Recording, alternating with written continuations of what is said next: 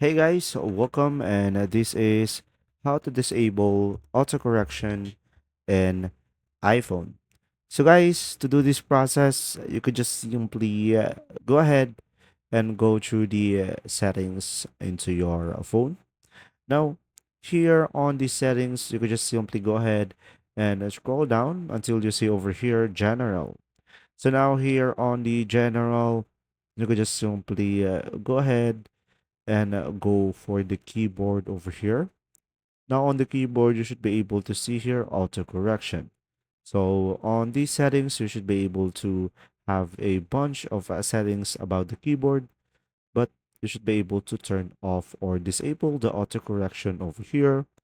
And you could do other stuff as well to filter out your keyboard on the settings over here. And there you go. If you found this video helpful, please like and subscribe. And if you have any questions, just simply go ahead and comment down below, and we will do our best to answer them all. And see you in the next video.